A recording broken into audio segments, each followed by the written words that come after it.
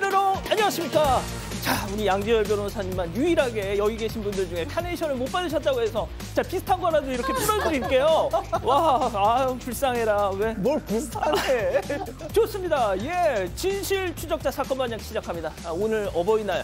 자, 다들 카네이션이든 현금이든 선물하셨거나 받으셨을까요? 자, 선물만 드리면 너무 각박하니까 부모님들께 어버이 은혜라도 한 곡 불러주시죠. 같이 불러주시면 더 좋죠. 자, 진자리 마른 자리 가라니시며 손발이 다닳도록 고생하시네. 아, 고마워라 스승의 사랑. 아, 보답하리 어버이 은혜. 그렇습니다. 이거 진짜 확실히 구분해서 부르셔야 돼요. 어버이 은혜와 스승의 은혜 섞여서 부르시면 안 되고요. 자, 오늘 출연자 소개 올립니다. 와우. 자, 백다희 아나운서, 양지열 변호사, 박상희 한국연인사이버대 교수 박진주 변호사 나오셨습니다. 안녕하세요. 안녕하세요. 예. 사랑하는 우리 아빠 김광훈 씨, 엄마 박용옥 씨, 해피 어버이날 건강하자 하신 김빛나님. 자, 청주 사시는 형님 서경애 여사 언제나 동서 예뻐해 주셔서 감사합니다. 우리는 사방가족 하신 대구 권혜경님. 자, 지난 6일 시어머님 드릴 용돈이 들어있던 핸드백을 용인 처인휴게소 화장실에 깜빡 놓고 왔는데 휴게소 직원 김지희님이 찾아주셔서요. 사반통에서 감사 인사 올립니다 하신 이명희님. 자, 광주 남구 승천보에 있는 정자 모습 좀 보세요. 야, 이것들아 니들이 사람이냐 수준 떨어져 정말 하신 이경혜님. 자, 서울 5호선 열차인데요. 주변 사람들 전부 인상 팍팍 쓰는데 별의별 스킨십을 다 하고 있어. 아주 그냥 딱 봐도 고딩인데 머리에 피도 안 마른 것들이 하신 김태균님. 자, 문지숙님. 모두 사랑합니다. 재미는 물론 의리로 함께하는 아세사반 뉴스 최고! 대한민국과 전 세계 동포 가족 여러분의 시선을 모아서 출발합니다.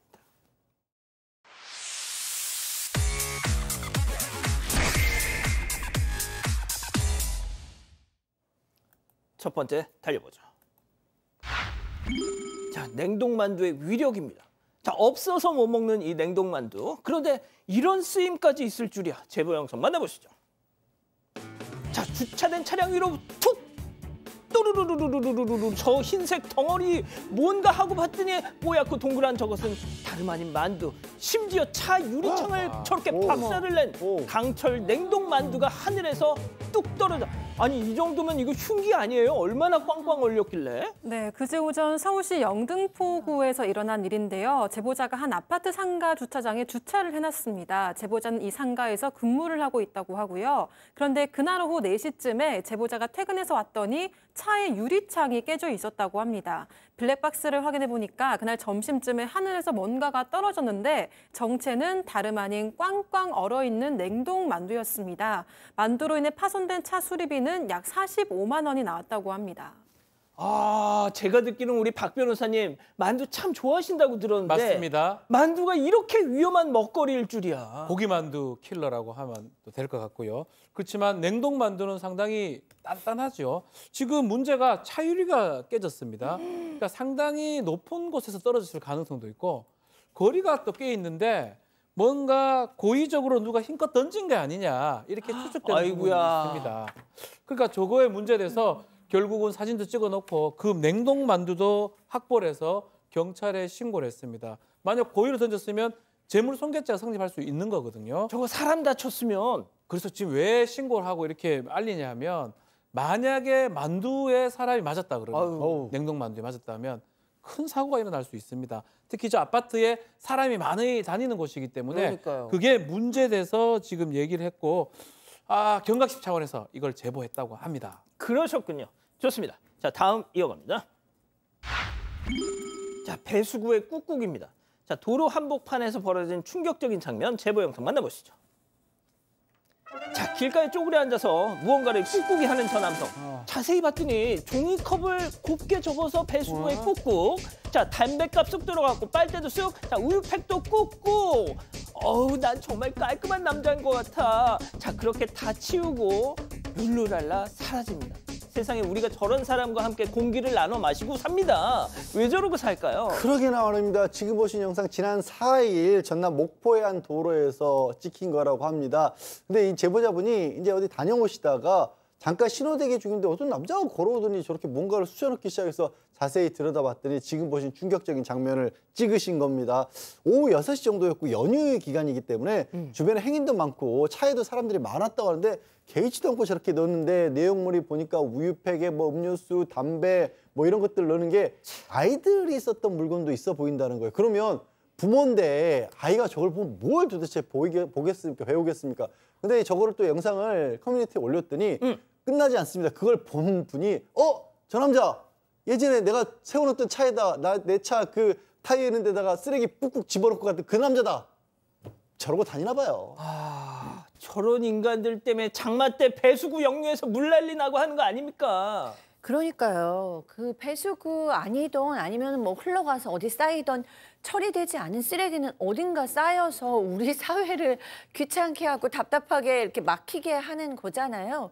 도대체 배수구에다 저렇게 버리시는 이유가 뭐예요? 그냥 싸가지고 가서 집에서 버리시거나 봉지에다 갖고 가시면 될 거를 참 무릎 아프실 것 같은데 왜 저러시나 모르겠네요. 그러니까요. 좋습니다. 자, 다음 이어가죠. 도대체 왜? 이 다룰 때마다 매번 이해 안 되는 이 놀라운 행각들 첫 번째 제보 영상 만나보시죠. 자, 코너 돌아서 등장한 여성. 자, 이제 말이죠. 계단에 올라서 종이를 하나둘 살피다가 한 뭉치를 쑥 지금 챙겼어요. 자, 이번엔 옆 카페로 가더니 자, 벽에 붙은 바구니를 툭 떼어들고는 구석 쪽으로 지금 가고 있어요. 자, 그러더니 와서 이제 또 뭐 할까요? 아우, 수박은 내 취향 아니야. 이러면서 가져온 종이 뭉치는 넣어두고 바나나랑 파인애플 모형을 꺼내서 옆구리에 쑥 저렇게 들고서 갑니다. 아니, 바나나, 파인애플 저거 모형이야. 먹는 거 아니야. 저거 왜 가져가 저거? 네, 지난 4일 서울 남대문 시장에서 커피숍을 운영하고 있는 제보자 가게에서 생긴 일인데요. 제보자는 가게 문을 열다가 가게 앞에 전시용으로 달아둔 과일 바구니가 사라진 걸 확인했다고 합니다. 과일 바구니는 바로 앞에서 찾을 수 있었지만 바나나 모형 한 송이, 파인애플 모형 1개가 사라져 있었고 다른 상인들의 고지서, 지로 영수증, 세금 내역서 등 이런 종이들이 가득 담겨져 있었다고 하는데요. CCTV를 돌려보니까 한 중년 여성이 못으로 박아놨던 과일 모형 바구니를 벽에서 떼고 나서 들고 온 영수증을 놔두고 과일 모형을 챙겨서 사라졌다고 합니다. 사라진 모형들의 가격은 모두 10만 원에서 15만 원 정도이지만 제보자가 과일이랑 비슷한 모형을 찾기 위해서 정말 직접 찾아가면서 구한 모형들이라고 하고요. 제보자는 영수증의 주인들을 모두 찾아줬고 경찰에도 신고했지만 범인은 아직 찾지 못했다고 합니다. 제보자는 주변 상인들에게 물어봤지만 다들 모르는 얼굴이라고 한다면서 왜 이런 물건들을 챙겨갔는지 모르겠다 이렇게 의문을 전했습니다. 저희도 모르겠네요. 자, 두 번째. 자, 더욱더 의도를 모르겠습니다. 제보 영상 만나보시죠. 자, 야심한 새벽 터벅터벅 걸어온 남성. 자, 건물 앞에 놓인 빨간 통으로 직진. 이거 완전 내 스타일이구만. 자, 통은 뚜껑을 남겨놓고 통만 챙겨들어서 주변을 두리번 하더니 통과 함께 사라지는데요. 저 통이 무엇이냐? 바로 담배 재떨이통. 아니, 내가 집에 재떨이가 없어서 담배를 못 펴도 아닐 텐데 저걸 왜 가져가니 진짜. 자, 이게 새벽입니다. 충남 아산의 가게 앞에 있는 재떨이통인데 새벽 4시에 저 모자를 쓴 남성이 와서 담배 재떨이 용기를 덥석 집어갑니다. 나중에 제보자가 이 점주가 확인을 하죠. CCTV 보면서 확인했는데 알고 보니까 그 안에 고추장통이 있었는데 재떨이통은 옆에 있는 하단에 버렸고요. 아마 고추장통을 가져간 게 아닌가 생각이 듭니다. 고추장통 왜 가갑니까? 그거 어쨌든. 근데 문제는 뭐냐면 통을 새로 바뀐 지 얼마 안 됐는데 그 사이에 이걸 어떻게 알고 이 고추장통을 가져갔는지 그 부분도 좀 의심스럽다고 하고요. 저걸 왜 가져갈까요? 아마 좀 신기하다.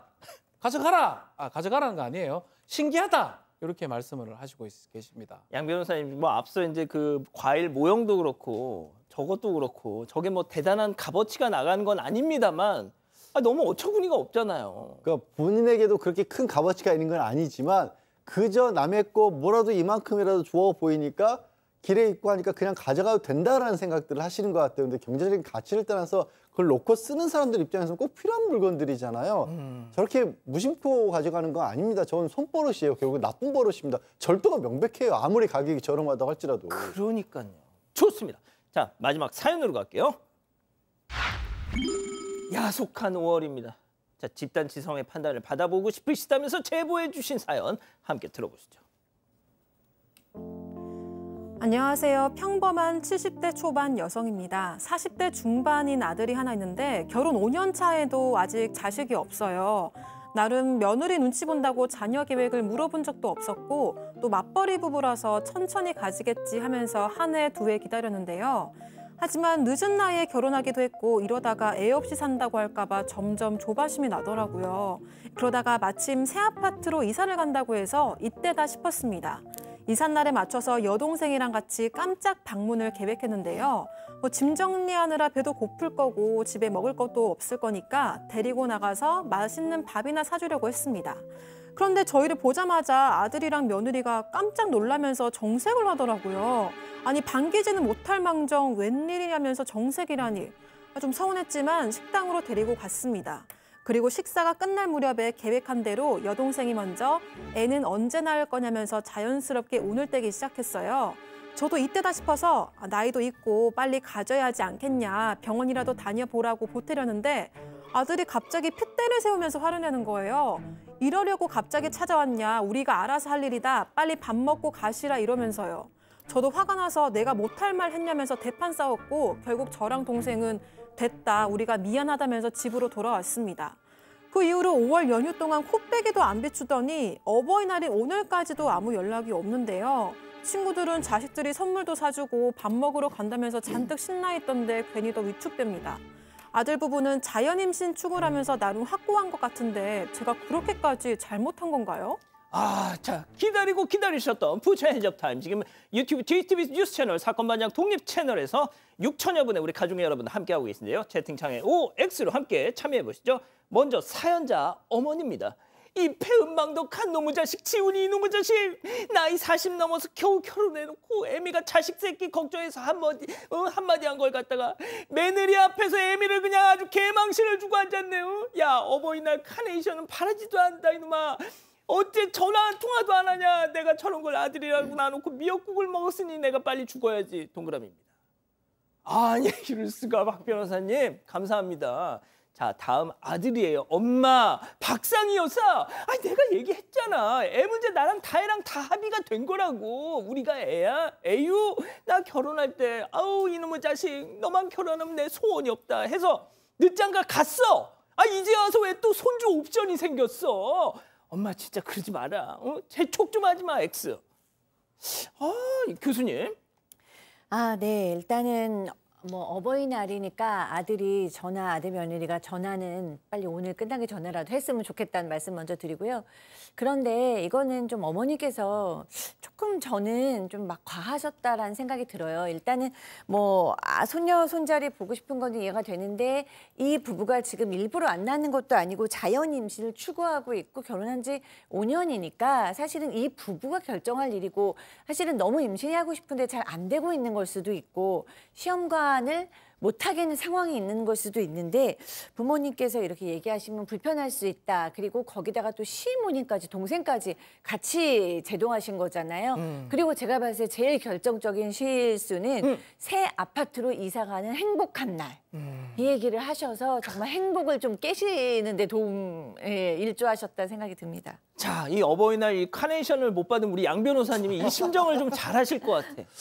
저는 그래요. 카네이션 이런 거 어찌됐든 좋지만 좋은 일이죠. 좋은 일이지만 자녀의 계획이라든가 자녀의 생각을 우선하는 게 이제는 부모들에게도 당연히 갖춰야 될 상식이 된 것 같습니다. 그래서 저는 카네이션 같은 거 바라지도 않고요. 앞으로도 바라지 않을 거고요. 물론 저는 저희 부모님께 보내드렸습니다만은 네, 그런 것 같아요. 40이면 그리고 이 사연자분도 정말 죄송하지만 주변에 친구들이나 동년배들한테 여쭤보면 이제 시대가 많이 바뀌었다는 얘기 많이 들으실 거예요. 아들이 됐건 딸이 됐건 연락 없이 찾아가신 거, 그리고 새 아파트 박수장은 행복하다고 했지만 이사 가는 날 힘들고 번거롭습니다. 뭘 좋아요, 좋기는. 거기에 갑자기 어머님도 아니고 이모님까지, 저기 아내분 입장에서, 그러니까 이 사연자분의 며느리 입장에서는요, 더 어려운 사람이거든요. 게다가 너무 얄밉게도 그 이모님을 통해서 아이 얘기를 꺼내요. 정말 이중 삼중으로 아들로서는 지금 아내랑 살기 위해서라도 어머니하고 당분간은 연락을 안 하는 모습을 보여줘야 사는 거예요, 아들은. 아들도 너무 힘들 거예요, 지금.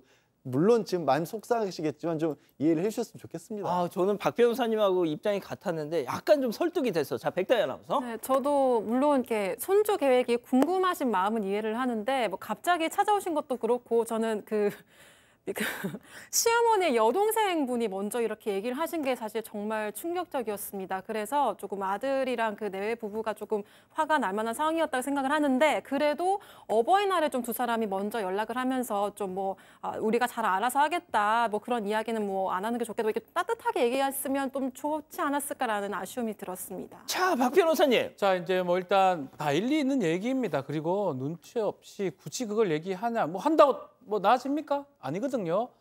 근데 이제 일단은 전화 안 한 부분이 사실은 그게 좀 충격을 받으신 거죠. 맞아. 어버이날입니다. 오늘도 지금 어버이날 끝나지 않았습니다. 12시까지 4시간 남았습니다. 4시간 안에 제발 좀 하셨으면 좋겠어요. 맞아. 뭐 옆에 아내 때문에 못 할 수는 있지만 그게 아니고 아니, 그 개개인으로 하면 되고 골방에 가서 혼자 하면 혼자 되잖아. 하면 돼요. 어.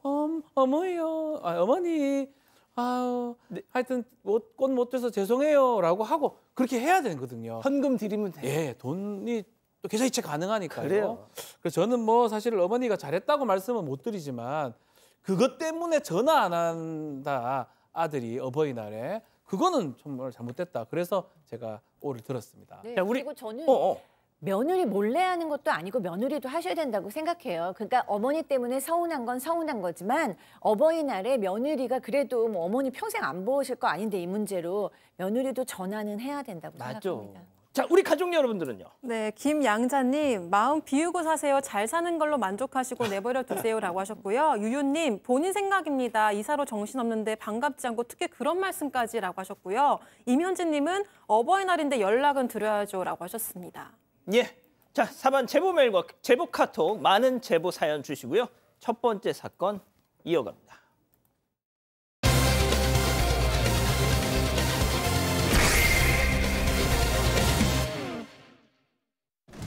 남자친구에게 이별을 통보한 후 길거리에서 무차별 폭행을 당했다는 제보가 들어왔습니다. 인근 모텔로 끌고 가 감금까지 했습니다. 사건 당일 상황을 짚어봅니다. 예, 한밤중 길거리 이 한복판에서 남자친구에게 무차별 폭행을 당했다는 이제 제보입니다. 영상이 좀 충격적이라는 점을 먼저 말씀드리고요. 좀 일단 교수님 설명 좀 네. 해주시죠. 네, 제보자는 20대 여성이에요. 이 여성의 주장에 따르면 작년 가을에 포항에서 한 음식점에서 이제 아르바이트를 시작을 했습니다. 그런데 거기 사장이 있었는데 그 사장이 너무 어른스러운 모습이 좀 멋있었대요. 그래서 이제 이 사장을 사귀기 시작을 했어요. 그래갖고 뭔가 평범한 연애를 하고 있었는데 사귄 지 한 2달 후에 뭐 사소한 말다툼이 나서 좀 싸웠는데 갑자기 뺨을 때리더라는 겁니다. 그래서 너무 놀랐어요. 근데 이 20대 여자분이 좀 어리잖아요. 그러니까 뭐 때리지 마라, 헤어지자 이런 얘기를 못 하고 넘어간 거예요. 그런데 이제 그게 실수가 됐던 겁니다. 왜냐하면 시간이 지난달에 21일에 거의 이제 자정쯤 돼서 무슨 일이 있었냐면 길거리에서 싸움이 일어났어요. 그래서 이분이 이 남자랑은 도저히 같이 있기 어렵겠다라는 생각에 용기를 내서 처음으로 헤어지자고 얘기를 했어요. 그랬더니 너 나 안 사랑했냐? 사랑한 적은 있었냐? 이러다가 폭행을 하기 시작했습니다. 지금 뺨을 때린 것 같습니다. 자, 그런데 저 남자가 때리고 아이고 이거 뭐. 자, 일단 박 변호사님. 예. 좀 설명을 좀 저 해주셔야 되겠네요. 모습입니다. 지금 말씀처럼 남자친구가 이 여자친구를 폭행을 가했는데 사실은 여자친구의 얘기에 따르면 한 방 맞고 정신을 잃었다고 합니다. 그래서 나중에 눈을 떠보니까 여기가 어디지? 내가 왜 여기 있지? 이렇게 의식을 잃은 상태로 하는데 지금 CCTV 영상을 봐도 좀 나오지만 폭행을 가한 다음에 얼굴에 폭행을 가한 다음에 질질 끌고 가는 모습도 보여요. 때린 다음에 질질 끌고 가고 예. 발길질을 계속 했던 것 같습니다. 그래서 나중에 정신을 차렸을 때 얼굴에 큰 상처가 있었고 본인 입장에서는 한쪽 눈이 잘 안 보이고 해서 내 얼굴에 지금 뭔가 크게 잘못된 거 아니냐 이런 생각만 들었다고 합니다. 이 모습이죠. 저는 원본 사진을 봤는데 예. 자, 여기서 끝나지 않았습니다. 방금 이 머리카락 자꾸 막 바닥에 질질 끌었잖아요. 인근 모텔로 그렇게 질질 끌고 갔답니다. 방 안으로 들어가서 그때부터는 더 심해졌습니다. 체크포인트 짚어보죠. 너 죽이고 교도소 간다. 자, 피해자분 얘기 직접 들어보시죠.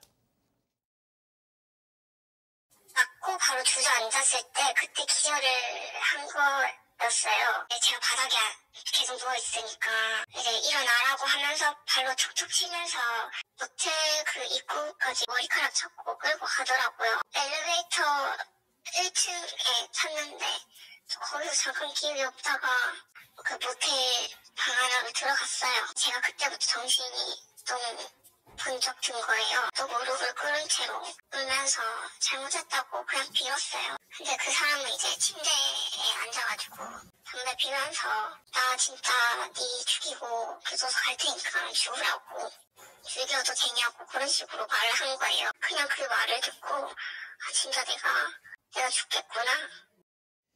야, 너 죽이고 교도소 갈 거다. 너 죽여도 되겠냐?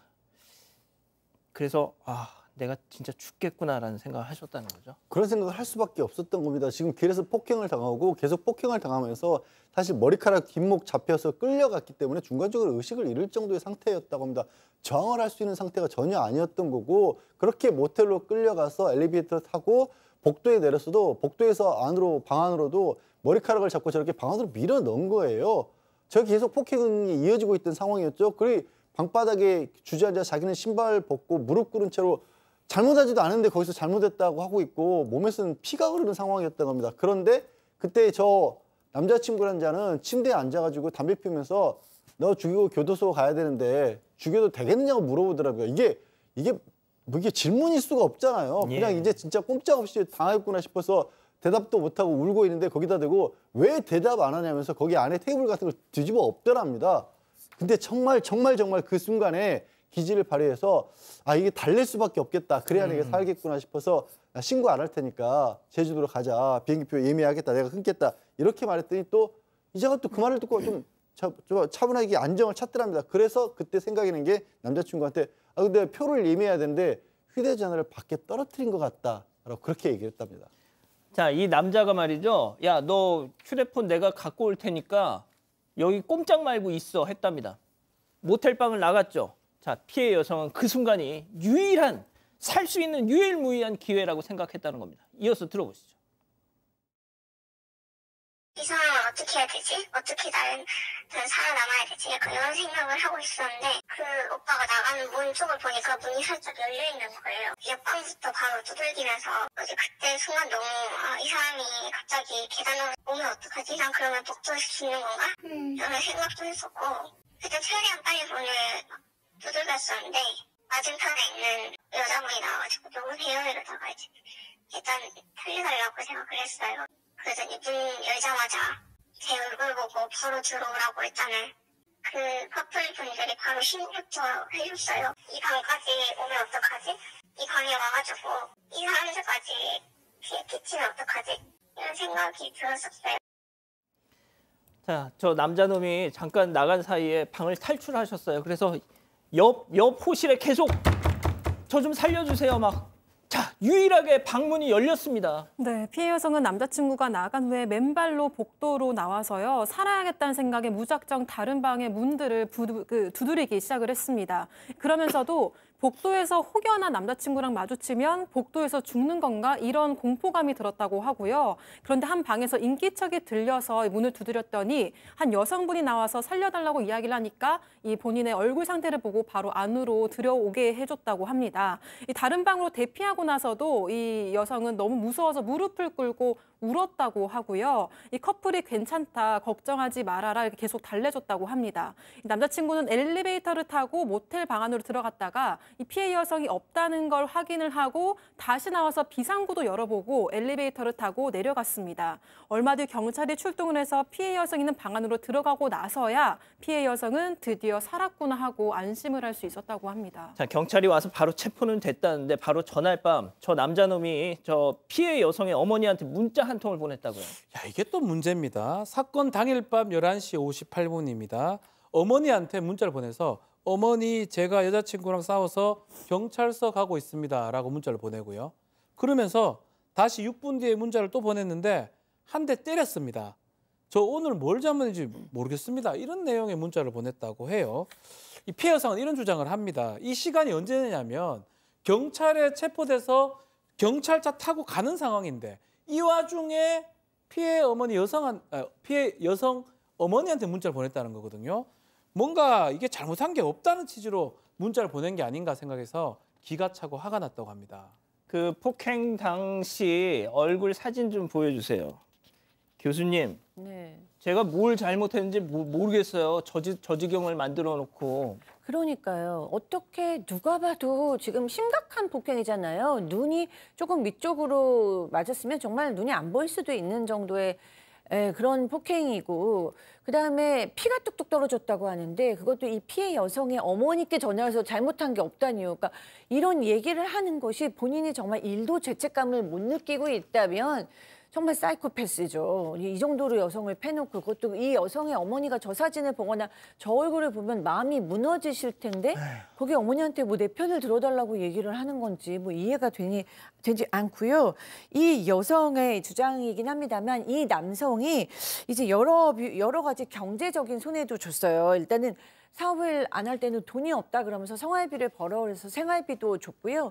또 너무 어이가 없는 것은 이 여성이 사는데 자취방이 있었는데 그 보증금이 있었다고 합니다. 근데 그 보증금을 이 여성의 어머니가 해줬는데 어느 날은 헤어져 줄 테니까 그 계약을 내 명의로 바꿔줘라고 얘기를 했다는 거예요. 그래서 그 자취방 계약을 이 남성의 이름으로 바꿔주기도 했답니다. 게다가 또 이 여성의 이름으로 휴대폰도 개설하고 통장도 개설했는데 지금은 그 통장은 사기 통장으로 보여서 아무렇게 뭐 지금 접근을 못하는 통장이 되었다고 합니다. 자, 돈 없다던 이 남친이라는 놈이 지금 변호사도 선임해가지고 결국은 그것도 거짓말. 이제 앞으로 어떻게 돼야 되는 겁니까, 이거? 일단 지금 상황 자체는 이제 구속이 돼서 검찰로 송치가 된 상황이고요. 뭔가 처음부터 좀 낌새가 이상했던 모양이에요. 이 피해자 여성분이 얘기를 하는 것도 나쁜 짓 한 적 없냐라고 사귈 때 그렇게 물어봤다는 거 보니까 좀 일반적인 그런 편은 아니었던 모양이죠. 근데 이분이 너무 착하고 순진하고 또 나이가 있고 그래서 이런 것들을 잘 분별을 못했는지 그냥 그 말을 믿었던 겁니다. 근데 이 사건 나고 보니까 경찰에서 무슨 전과인지는 얘기를 안 해주지만 전과도 있고 나쁜 사람이라고 경찰이 얘기를 했다라는 거예요. 사실 이 피해자분 지금 이자가 전치 6조로 특수상해 감금까지 구속이 돼서 이제 재판을 받아야 되는 상황이긴 하지만 이게 또 아시겠지만 얼마나 갈지 모르잖아요. 구속이 돼서 처벌을 받더라도. 게다가 이 지금 피해 여성 입장에서는 제주도 가자고 거짓말해서 그 자리를 빠져나왔다라든가 아니면 자기 때문에 교도소한 거 이런 것들을 혹시 앙심을 품을까 봐 걱정하고 있는데 사실 지금 자기가 거짓말했다고 생각하실 게 아니에요. 정말 구사일정으로 살려고 했던 행동인 건데 그렇게 생각하실 필요 없고 이제 경찰에 대한 신변보호 요청 그리고 무엇보다 재판 과정에서 피해 사실을 정확하게 얼마만큼 심각한 상황인지 탄원을 해서 일단 더 가능한 엄벌을 받을 수 있도록 만드시고요. 그다음에 이제 바로 출소했을 경우에 대비해서 신변보호 조치도 미리 좀 챙겨놓으시기 좋겠습니다. 그 마지막 말시지 다시 한 번만 보여주세요. 자, 보세요. 이게 뭐 경찰 잘못은 아닙니다. 우리나라 법이 정말 이 모양 이 꼴이에요. 무슨 전과인지 피해자한테 얘기도 안 해줍니다. 얘기를 못 해주는 거죠. 하지만 그냥 나쁜 사람이니까 조심하셔야 될 것 같아요. 경찰이 피해자한테 해줄 수 있는 말이 고작 그거랍니다. 예? 무슨 전과인지는 말씀드리지 못하지만 그놈 나쁜 놈이에요. 첫 번째 사건 정리하고요. 두 번째 이어갑니다.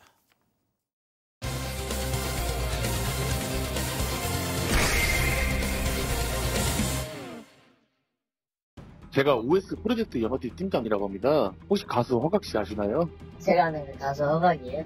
네네.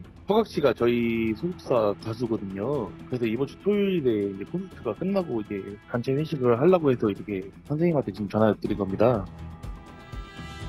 방금 들으신 목소리는 가수 허각 씨의 콘서트 뒤풀이 회식을 예약하겠다는 문의 전화입니다.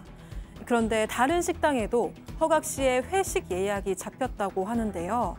두 식당에 동시에 잡힌 회식 예약, 대체 어떻게 된 일일까요? 허각 씨 소속사에서 사건 반장에 직접 제보를 해주셨어요. 그 임원분이. 네, 최근 경기도 수원을 중심으로 해서 이런 전화가 오는 거예요. 가수 허각의 콘서트 뒤에 몇십 명이 뒤풀이를 할 건데 그 식당에서 예약을 하려고 한다. 식당을 대관하겠다라는 문의를 합니다. 그래서 네, 예약이 가능합니다라고 얘기를 하면 이어서 얘기를 하는 얘기가 뭐냐면 허각 씨가 와인을 좋아하는데 이런 와인을 좋아한다. 이름이 무통 로칠드 1970년 산이다. 근데 이게 병당 수백만 원을 하는데 좀 희귀한 와인이니까 이거 주류업체에 전화해서 미리 좀 사놓으시면 저희가 영수증 보여주시면 계산을 하겠다라고 얘기한다고 합니다. 자, 그래서 저희가 가수 허각 씨한테 직접 입장을 좀 물었습니다. 통화 내용 들어보시죠. 네, 어저께 이제 DM이 왔는데 본인 가게에 예약을 한 걸로 알고 있는데 바로 옆 가게에서 또 예약을 하셨다고 이게 두 가게 다 예약을 한 게 맞냐는 식으로 질문이 오신 거예요. 그러니까 허각 씨 그 콘서트 뒤풀이가 두 가게에 다 예약이 됐었다고요? 네, 그러니까 그 지인분이셨나 봐요, 서로. 네네. 가게끼리. 예. 이제 그 회사 직원분들이랑 다 확인을 저 콘서트 끝나고 회식 잡힌 게 있는지 좀 알아봐 달라고 얘기를 했는데 그런 게 아예 잡힌 것도 없고 이 가게뿐만이 아니라 계속 다른 가게 사장님들이 연락이 오시는 거예요, 저한테. 한 6, 7군데에서 연락을 받은 것 같아요. 7군데에서 지금 연락을 받으셨대요. 예, 다시 한번 정리를 해드리면 이런 겁니다. 가수 허각 씨한테 요즘 SNS 메시지를 직접적으로 전화번호 몰라도 보낼 수 있잖아요. 네. 수원의 한 식당 사장님이 우리 가게에서 허각 씨 끝나고 콘서트 뒤풀이 한다고 했는데 옆 식당도 예약을 했는데 그거 어떻게 된 건지 확인 좀 부탁드립니다라고 연락을 해서 허각 씨가 이제 직원들한테 물어봤더니 주말에 회식 없습니다라고 해서 없다 확인을 해주고 보니까 그날만 이런 내용 메시지를 7통을 받았다는 겁니다. 그 중에는요, 조금 얘기하기가 좀 오늘 아침인데 그 허각 씨가 좋아한다는 고급 비싼 와인 이것도 따로 구매해달라는 요청도 있었는데 혹시 그런 사실 있으십니까? 라는 연락도 한 거예요. 이제 허각 씨 측에서도 제발 이런 거에 속지 말아달라고 그렇게 알려주고 괜히 이제 자신의 이름을 팔아서 허각 씨가 잘못한 거 하나도 없는데도 피해 보실까 봐 저희에게 이제 제보를 하신 겁니다. 자, 허각 씨뿐이 아니었습니다. 체크포인트 짚어보죠. 연예인 총출동. 제작진이 확인한 연예인만 해도 한두 명이 아니었습니다. 지금 들어볼 통화, 식당 사장과 사기꾼의 대화인데요. 자, 직접 한번 들어보시죠. 내일은 예약문 드리려고 전화드렸습니다. 이제 연예인분들이 계시거든요. 가수 백지영 씨하고 정인 씨. 가수 백지영님께서 이제 와인도 좀 준비해달라고 요청을 하셨는데 샷폼하고 2015년산이라고. 아니요, 저희는 그건 없는데요. 네, 선생님, 저희 가수분께서 자주 가시는 회식장소에 연락을 해보니까 이제 두 업체 명함을 하나 주시더라고요. 제가 명함을 하나 남겨드릴 테니까 사장님께서 주문을 해주시고 이제 금액 나오는 영수증을 저한테 보내주세요. 박 변호사님, 네. 이 군부대 사칭 그 노쇼 사기 있잖아요. 네. 저희가 여러 번 전해드렸잖아요. 사건 반장에서 너무 많이 방송을 해서 이제 그게 안 통해. 그러니까 이제 이런 걸 또 개발한 거야 또. 연예인으로 가는 겁니다. 백지영 씨 매니저다 얘기해서 정혜인 씨, 유명한 사람 다 들어 나옵니다. 우리 무슨 찍고 촬영을 하고 PD하고 연예인들 가는데 비슷한 얘기를 합니다. 무슨 뭐예요? 2000 몇 년에 산 와인이 백지영 씨가 원하는데 그거 좀 준비해 달라. 당연히 없다 그러죠. 없다고 하니까 좀 사놔라. 그러면 나중에 주겠다라고 하는데 사실은 연예인들도 와인 좋아하기도 하지만 전체 회식 하면 소주 맥주를 먹죠. 와인을 왜 먹습니까? 비싸게. 비싼 걸 좋아하는 분도 있겠지만 그래도 어떤 연예인이 그런 거를 하겠냐라고 이 사장님은 조금 의심을 했다고 합니다. 이상하다. 어떤 요새 연예인이 자기가 먹고 싶은 와인을 먼저 주문해달라. 그래서 이 사장님은 사기를 눈치챘다고 합니다.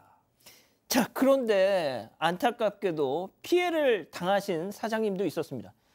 자, 그 내용 직접 한번 들어보시죠.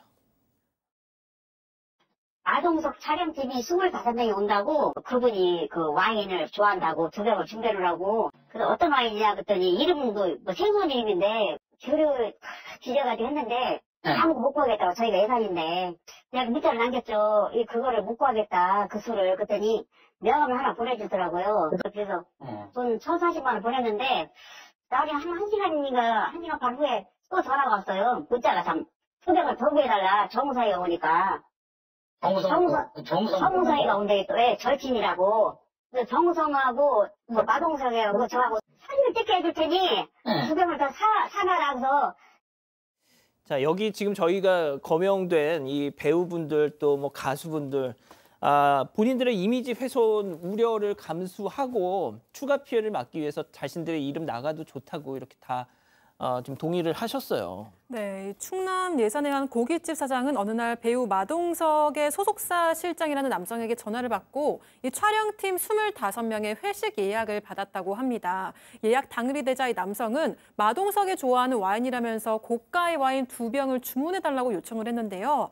사장이 알고 있던 주류 업체 알아봤지만 구하기 어렵다고 말하니까 남성은 업체 명함을 하나 보내주면서 구할 수 있을 거다 이렇게 알려줬습니다.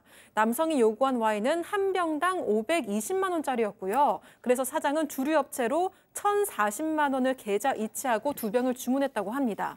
그런데 1시간 뒤에 남성이 다시 전화를 와서는 이번에는 정우성도 오기로 했다면서 추가로 와인 2병을 더 주문해달라고 요구를 했는데요. 그러면서 마동석, 정우성이랑 꼭 사진도 찍게 해주겠다 이런 약속도 했다고 합니다. 그런데 사장이 와인을 추가로 주문하는 건 힘들다고 말하니까 갑자기 예약을 취소하겠다면서 이미 사놓은 와인도 환불하라고 나왔다고 해요. 이 와인값을 받은 와인샵은 환불도 해주지 않고 지금 연락도 되지 않는 상태라고 합니다.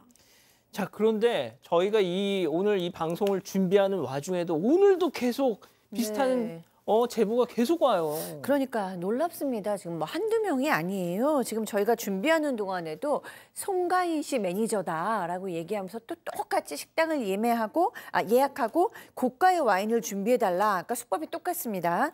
그리고 배우 전지현 씨가 출연하는 영화의 회식이다라면서 600만 원짜리 와인을 준비해달라고도 했고요. 배우 진구 씨의 소속사 팀장이다. 라면서 연락한 사람도 있었습니다. 그러니까 사건 반장으로 들어온 제보에 등장한 연예인만도 허각 씨, 백지영, 정혜인, 마동석, 정우성, 송가인, 전지현, 진구 씨 등 8명이나 되는 상황입니다.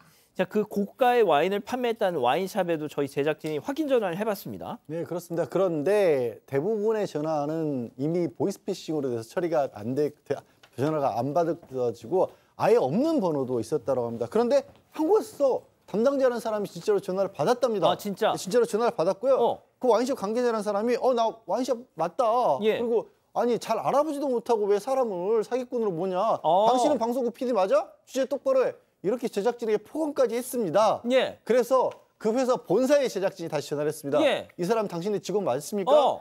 그런 사람 없습니다. 안 그래도 지금 그 사람 때문에 사기당했다는 제보가 많아가지고 우리도 고소하고 오는 길입니다라고 한 겁니다. 저거 이제 보이스피싱 수법이나 마찬가지예요. 전화로만 하고 실제 사람도 안 만나지 않고 이러다 보니까 직접 고소라도 잡기가 어렵거든요. 이런 비슷한 연락이 오면 경찰에 먼저 좀 신고를 해주십시오. 그래서 경찰 측에서 전화를 받는 척하고 역으로 추적을 해서 이게 일당들이 딱 같은 일당 같거든요. 맞아요. 잡아야죠, 빨리. 자, 소상공인 사장님 여러분, 유명 연예인 회식, 와인 이 얘기 들리면 무조건 그냥 끊든지 신고를 하시든지 하셔야 됩니다. 자, 두 번째 이렇게 정리하고요. 사건연구소 이어갑니다.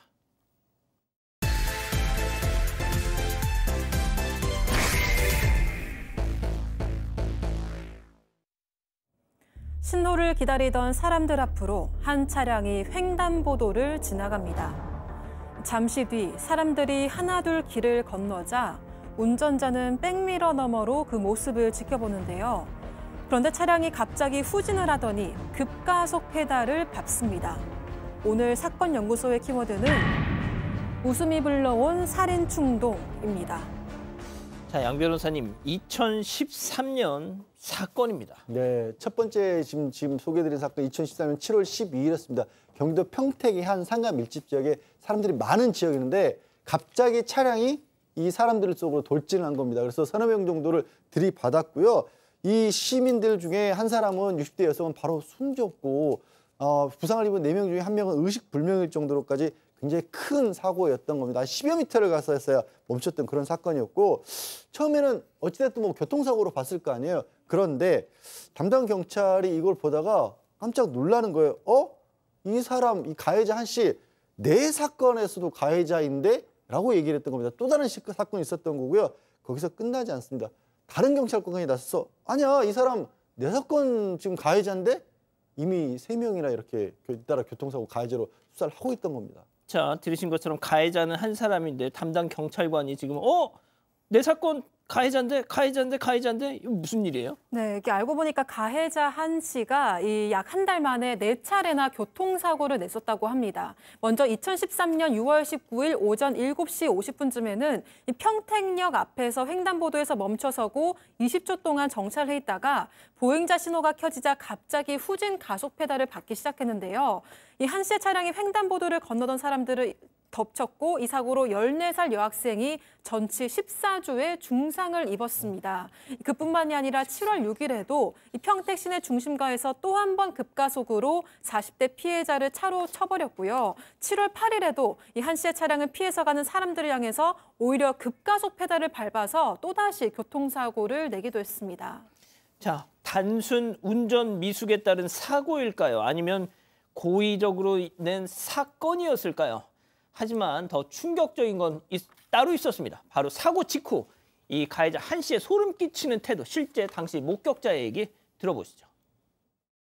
그러고 나서 차에서 한참 안 내려오더라고. 그래서 저 사람이 무섭고 막 그래서 안 내려오는구나 하고 그러다 나오더니 사람 한 명 한 명 얼굴을 다 쓰다듬는 거야. 나중에 경찰관이 왔는데 그 사람이 수없이 많은 그런 교통사고를 냈대. 그 얘기를 듣는 순간 저 사람이 사이코구나 이런 생각을 다 같이 느꼈죠. 아니, 본인 차에 치여서 쓰러진 사람의 얼굴을 쓰다듬었다고요? 놀랍죠. 뭐 피해를 확인하기 위해서 한 게 아니고 그냥 쓰다듬은 정도. 원래 저런 사고가 나면 다들 정신을 잃어버리는 경우가 더 많은데 이런 모습도 있었고 또 다른 목격자에 따르면 더 충격적입니다. 운전할 때 핫도그 같은 거 먹으면서 아무렇지도 않게 운전을 했다라고 하고요. 사람이 쓰러져 있는데 태연하게 다가가서 신발을 줍는 모습도 있었다고 합니다. 그래서 좀 이해하기 어려운데 경찰이 조사를 해보니까 이 한 씨 운전자 보험 2개만 들어있었고 다른 보험은 없었다고 그러고 경찰 조사 결과 운전 미숙 때문에 벌어진 사고였다라고 한 씨가 주장을 했습니다. 뭘까요, 교수님? 네.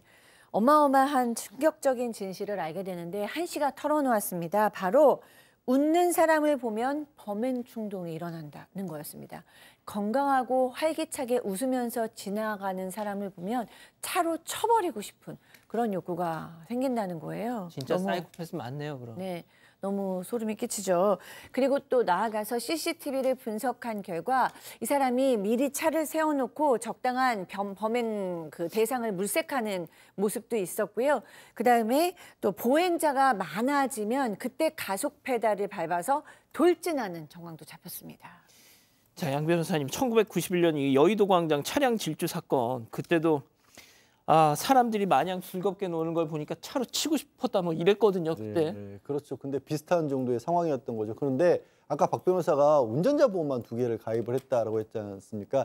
그 전에는 과거에는 이 보험을 여러 개를 들 수가 있었거든요. 그래서 이 2개를 통해서 돈을 굉장히 많이 받을 수가 있어서 혹시 돈 때문에 한 사건인가 싶었는데 그렇게는 또 보이지 않는 게 이 한 씨가 아파트도 있었고 상가까지 가지고 있었어요. 경제적으로 여유가 많았던 거고 또 세 자녀를 두고 있었는데 그 아내가 절대 그럴 사람은 아니다. 아이들에도 굉장히 잘했다. 그렇게 얘기를 하는 겁니다. 그런데 한 가지 단 이상한 점이 있었습니다. 어떤? 이 한 씨가 2011년까지 조현병으로 치료를 받았던 그런 전력이 드러났습니다. 자, 그런데 이 범행 직전 버스 운전기사로 일했었다고요? 네, 맞습니다. 범행 한 달 전까지 버스기사로 근무를 했었는데요. 그런데 더 큰 문제는 버스기사로 일하는 와중에도 3건의 교통사고를 일으킨 적이 있었다고 합니다. 만약 시민들로 가득 차 있던 버스를 몰다가 정말 더 큰 참사를 일으킬 수도 있었던 상황이었는데요. 하지만 버스 회사 측은 한 씨에 대해서 조회를 해봤지만 이상이 없었다고 전했습니다. 보건복지부에 따르면 6개월 이상 입원한 환자에 한해서만 경찰에 통보하게 돼 있다고 하는데요. 한 씨는 통원 치료만 받아왔었기 때문에 통보 대상조차 되지 않았었다고 하고요. 또 한 씨를 치료했던 의사에 따르면 이 입원 치료를 권유했지만 강제할 방법이 없었다 이렇게 전했습니다. 자, 박 변호사님. 네. 한 명이 숨지고 당시 11명이 다쳤습니다. 네. 앞서도 말씀드렸지만 웃는 사람을 보면 건강하고 활기차게 웃으며 지나가는 사람들을 보면 차로 치고 싶은 욕구가 솟구쳤다. 그렇죠. 자, 이런 사람 가만히 둬선 안 됐잖아요. 결국 차량이나 도구를 이용해서 사람을 죽이려고 했기 때문에 또 죽였고요. 살인죄, 살인미수죄 등으로 구속 기소가 됐습니다. 좀 전에 얘기를 했지만 본인이 정신질환이 있다고 심신미약을 주장을 했던 것 같아요. 특히 그런 얘기를 해요. 차량이 갑자기 사람 치워라 이렇게 한청이 들렸다고 하는 주장을 합니다. 그렇지만 재판부는 이거 받아들이지는 않습니다. 이 사람 보면 지금 조현병 약물치료 받으라고 했는데 그것도 거부하고 또 범행을 저지르는 거 보면 공교롭게도 CCTV가 없는 곳에서만 범행을 저질렀으니까 상당히 계획적인 범행이라고 봐서 살인죄, 살인미수 인정해서 징역 20년 선고를 했고요.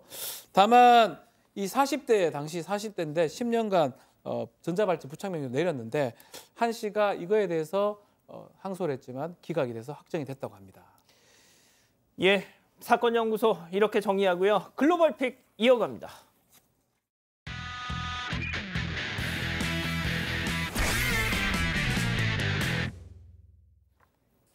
네, 화물차 한 대가 도로 위에 서 있습니다. 슬쩍 움직이는 순간 이렇게 바퀴에서 빛이 번쩍 나더니 뭔가 폭발한 듯이 환한 빛과 함께 이렇게 불꽃이 튀는데요.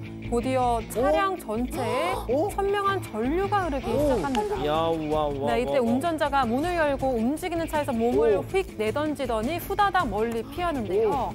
검은 연기에 둘러싸인 화물차는 금방이라도 폭발할 것처럼 위태로워 보입니다. 아, 이거 왜 갑자기 불이 나요? 네, 화물차가 도로를 지나가다가 낮게 내려온 고압전선을 건드는 바람에 사고가 일어난 거라고 하는데요. 얼른 피한 덕분에 다행히 다친 사람은 없다고 합니다.